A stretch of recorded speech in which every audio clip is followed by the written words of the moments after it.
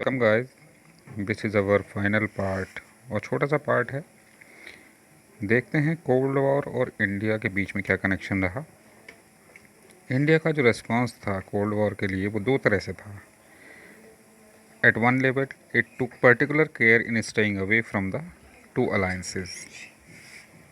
इसने पहली लेवल पर ये काम किया कि दोनों अलायंस से ये अलग रहा, और दूसरा ये it raised against the newly decolonised countries becoming a part of these alliances. इसने एक आवाज़ उठाई जो नए कंट्री जो डीकोलोनाइज हो रहे थे, जो फ्री हो रहे थे, उनसे ये डिमांड की कि आप नॉन अलाइन मूवमेंट के हिस्सा बनिए, ना कि इनमें से किसी एक अलायंस के।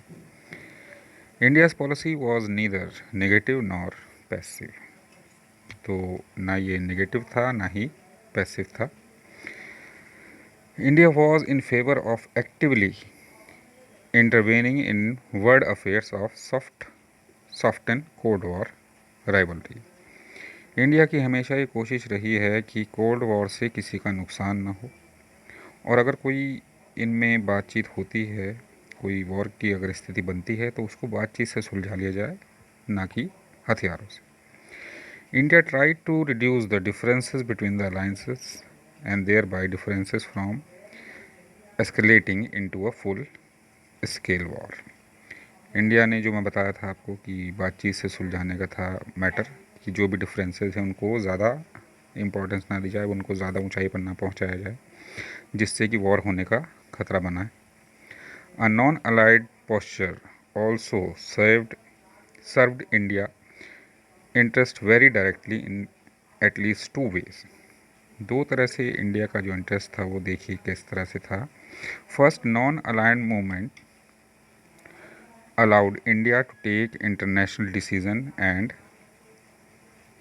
stances that served its interest rather than the interest of the superpower and their allies.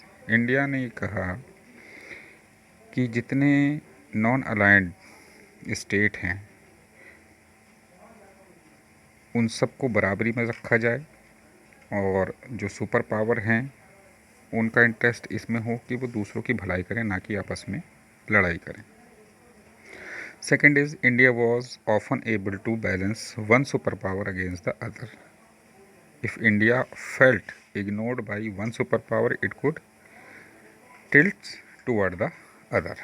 और दूसरा ये था कि इंडिया के पास ये ऑप्शन था कि वो दोनों सुपर पावर की को बैलेंस करके चले, दोनों में तालमेल बिठा कर चले, और अगर ऐसा लगता है कि कोई सुपर पावर इंडिया को इग्नोर कर रही है तो वो दूसरे की तरफ जा सकता है।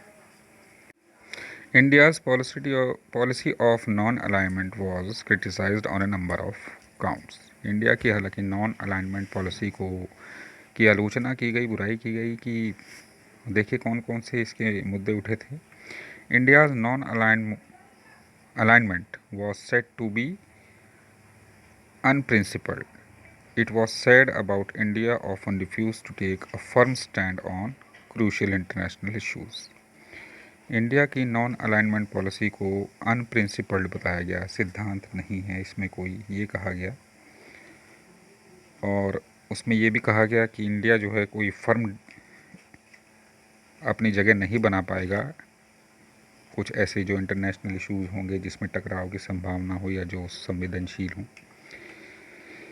India signed the treaty of friendship in August 1971 with the USSR for 20 years. India ने एक फ्रेंडशिप की ट्रीटी साइन की थी, समझौता हुआ था यूएसएसआर और इंडिया के बीच में 1971 में, जो कि 20 ईयर्स का था।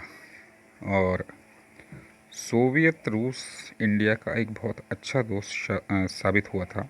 इसने काफ़ी टेक्नोलॉजी और वेपन्स इंडिया के साथ शेयर किए थे अपने। This was regarded virtually joining the Soviet alliance system. लेकिन देखने में ये लगता था कि जैसे इंडिया ने सोवियत यूनियन यानी कि सेकेंड वर्ल्ड को ज्वाइन कर लिया हो, लेकिन ऐसा था नहीं। The Indian government views that in any case the treaty did not stop India from having good relations with other countries including the US. और ऐसा भी नहीं था कि इंडिया को ये बाउंड किया गया था कि अगर वो दूसरे कंट्रीज़ या यूएस के साथ भी अगर फ्रेंडशिप करता है तो यूएसएसआर उसको छोड़ देगा, ऐसा कुछ नहीं था। तो यहाँ हम देख सकते हैं कि इंडिया की पॉलिसी दोनों तरफ से ही ठीक रही थी। और ये आपके चैप्टर का एंड है। आई होप आपको समझ में आया होगा। Thank you.